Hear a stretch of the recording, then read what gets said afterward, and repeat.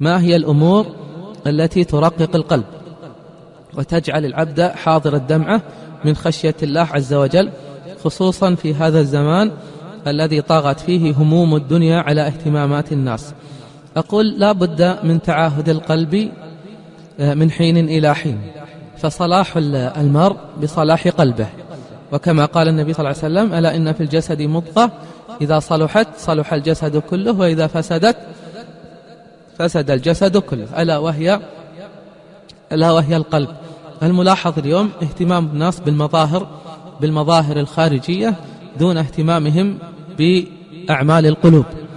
القلوب على نوعين، القلوب على نوعين، إما قلوب رقيقة وإما قلوب قاسية. الرقيقة كلما تعلقت بعلام الغيوب رقت، وكلما ابتعدت عن الله قست.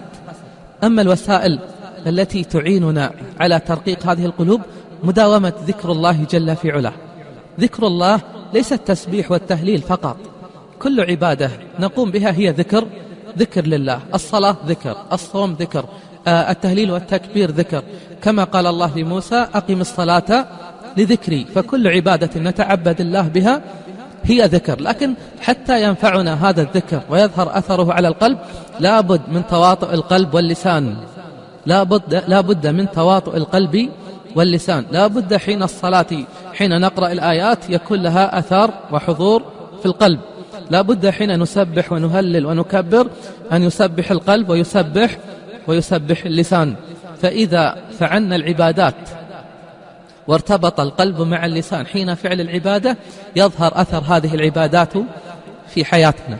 مما يرقق القلوب أيضا قول النبي صلى الله عليه وسلم: ألا إني نهيتكم عن زيارة القبور ألا فزوروها فإنها تذكركم الآخرة. فبزيارة القبور ترقيق للقلب، تذكير للغافل، تنبيه للناس، وهكذا.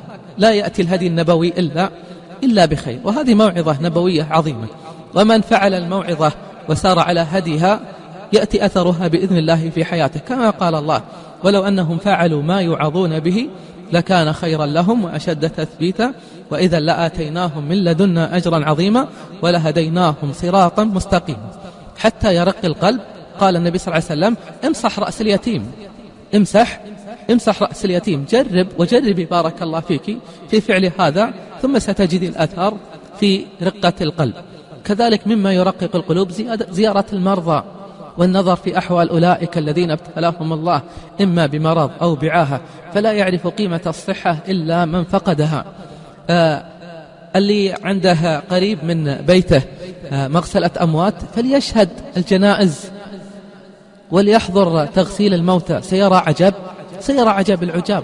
كل هذه الأمور تعين على ترقيق القلب، وأعظم ما يعين عليها مداومة النظر في كتاب الله جل في علاه. هذا الكتاب الذي لو تنزلت آياته على جبل لرأيته خاشعا متصدعا من خشية الله. هذه بعض الأمور التي تعين بإذن الله على ترقيق القلوب القاسية.